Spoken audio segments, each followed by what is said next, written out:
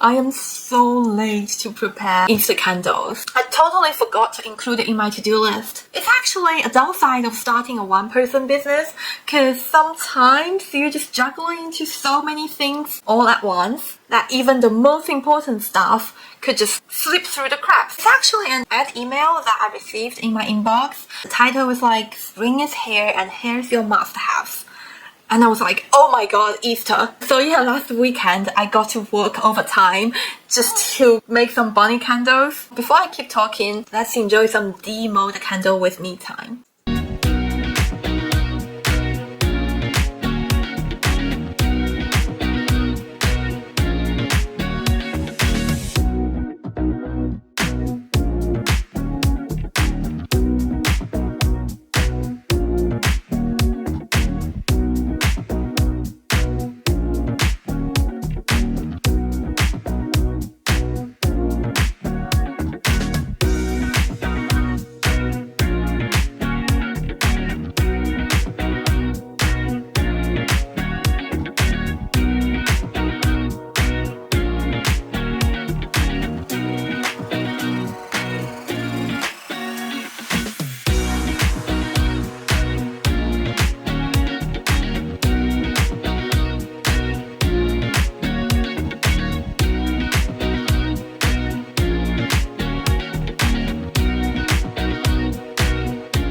I started late, I only managed to create 2 Easter-themed candles. I'm sure this is not gonna be the only mistake I made this year. There are a lot of other holidays ahead of me as well. I can just learn a lesson from this one and plan ahead for the rest of the year. I don't know how many of you are candle makers just like me. If you are, comment below, please. Just in case you wanna learn anything about candle making process, I'm gonna share a little bit about candles, okay? For my pillow candles, I use soy wax, but just in case, don't use container soy wax because there are 2 different types of soy wax out there. Make sure you search soy wax for pillow candles. Yeah, I use soy wax as a base, but I also prefer adding a little bit beeswax because it just gives me a smoother finish. But you don't want to totally use beeswax because beeswax shrinks more when they get harder, so it tends to collapse at the end.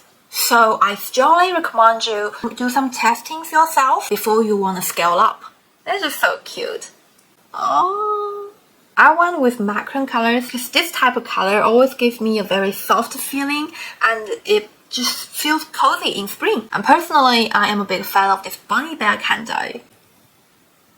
It's literally a little bear with a hat of bunny ears and trying to be a bunny. Kind of cheeky, but totally adorable, right? Yeah, let me know in the comments which color you like the most. And maybe I'll get some inspiration from you guys and to refine the future products as well. After products are made, it's time to take some product photos and add descriptions and maybe list my products as soon as possible because it is emergency. Since I launched my business by myself, I don't have a big budget to get fancy cameras or setups, so I'm just gonna use my iPhone for everything. I prefer to shoot in square format so it stays consistent across both my Etsy shop and my website. Honestly, I'm just winging everything for now, doing my best with what I have at the minute. And that's definitely a lot of room to grow, and I'm excited to keep refining in the future. Oh my god, guys, I just received a new order. Congratulations to me. So actually, before we lift the bunny candles, how about we pack this order first? Enjoy some relaxing ASMR sound, guys.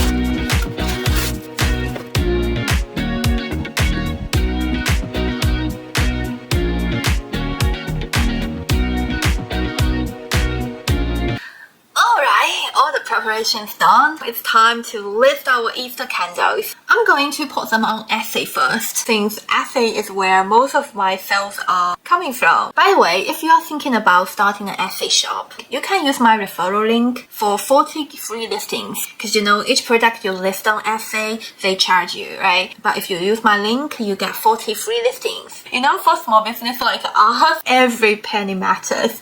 So yeah, feel free to use them. I've already linked it in the description box. Honestly, I have no idea how many bunny sales can be sold this year because I started too late, like way too late. To be fair, I wouldn't be surprised that I got 0 sales this year. Literally, Easter just a week away. From my own experience, Etsy's algorithm takes a bit time to kick in. They usually push popular and trending products first, since I'm just jumping in the last minute. So yeah, I don't expect a ton of visibility or exposure of my bunny candles this year. But hey, I'm still putting them out there and just see what we get. Wish me luck!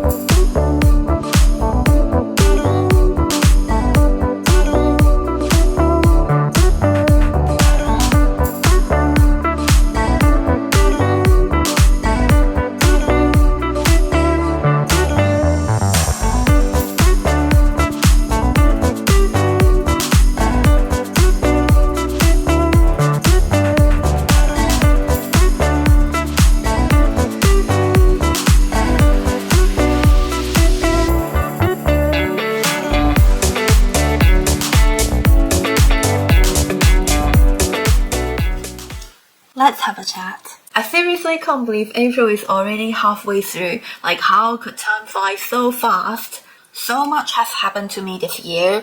I got married, I moved from China to the UK, I left behind a stable life, I started this wild journey of starting my own business. It's just everything happened so fast, and honestly, I'm still adjusting it. Some days I feel like I'm on top of the world, others I just feel like I need to catch my breath.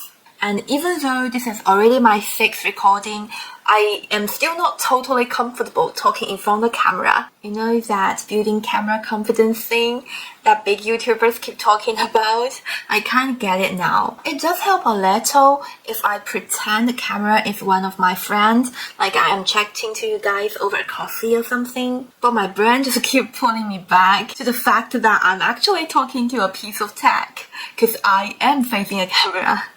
So yeah, it's still a working process. And recently I feel starting a business is the biggest challenge happened to me my entire life. Especially I am super introvert. I'm always curious about how some people can just walk into a stranger and just keep talking and talking and talking. It just feels like they have endless stories, like there is a infinite book living inside of them. But lately I've been learning to embrace my introvert side.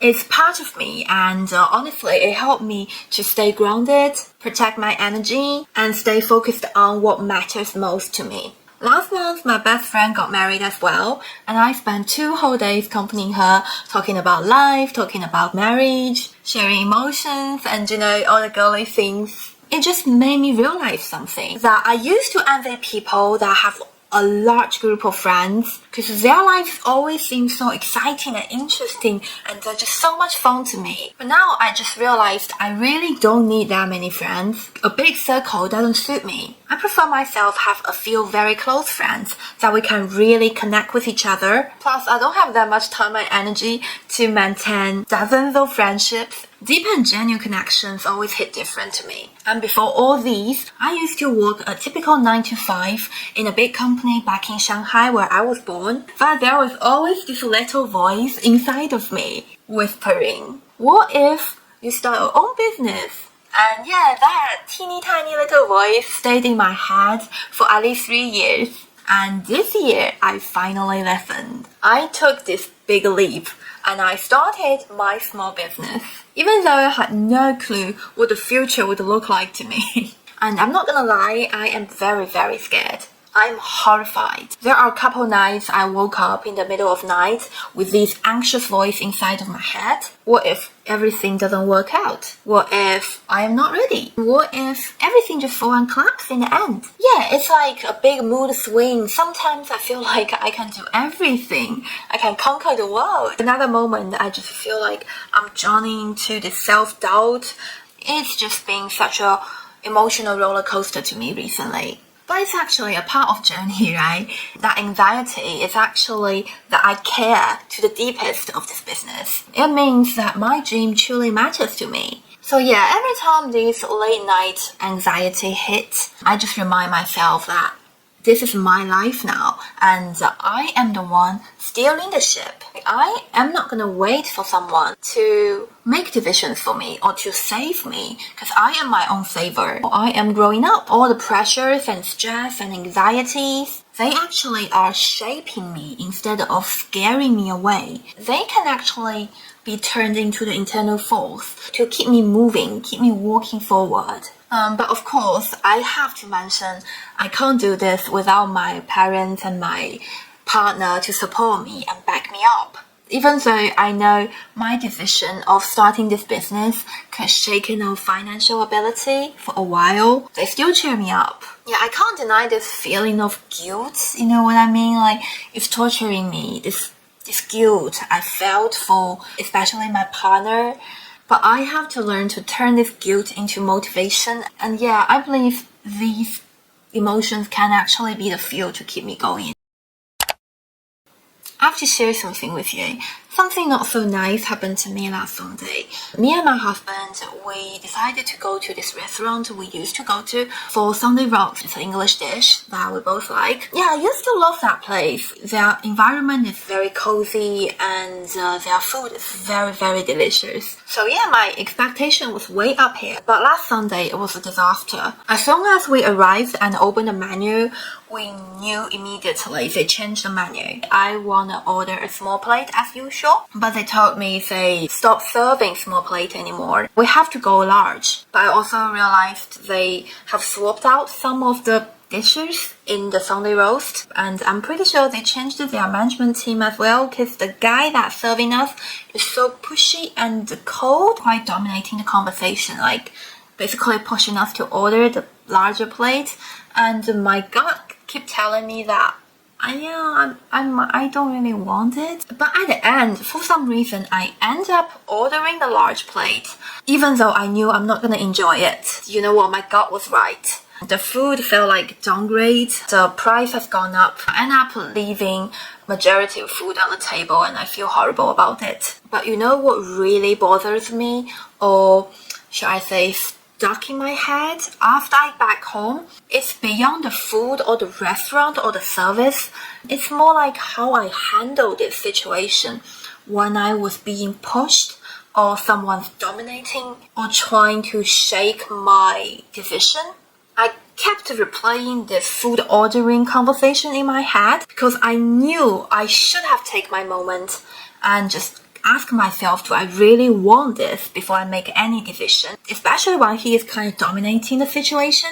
But instead, I just let myself being pushed into making a decision that I really don't want to, and it made me kind of uncomfortable. So what matters most is I didn't speak up for myself. It just hit me that you don't always have to be nice to people. It's totally okay to say no. Or I can just say thank you for your time and just leave with a polite smile if something doesn't feel right. I don't know, maybe you think I'm overreacting on this situation, but how you do one thing is how you do everything, right? I think it definitely linked to my confidence level. To me, these little moments actually reflect my bigger patterns. I definitely took the lesson from this one. I have noticed something pretty interesting about Instagram and TikTok recently. So the background is, I have been posting exactly the same short videos on both of the platforms. TikTok has already grown to 3,000. I think it's more than 3,000 followers. But for Instagram, it's still stuck within just above 100, 150 kind of range. And I got this feeling it kind of stuck there and stopped growing. Because clearly my current content performs better on TikTok. I'm also trying to figure out how to make my content more appealing and visually pleasing so that I can reach to a wider audience on both of the platforms. I guess what I'm trying to say is starting this business is actually a non-stop learning process, but come on, this is the path I chose to myself. I can't be the one to complain about it. So I'm reminding myself to stay focused and keep experimenting and just keep moving forward.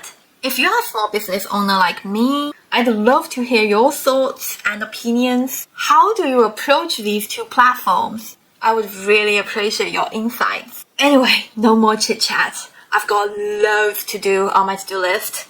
While I jump into my next task, I hope you enjoy some cozy little live clips from behind the scenes. It's cold! We just can't get used to British weather.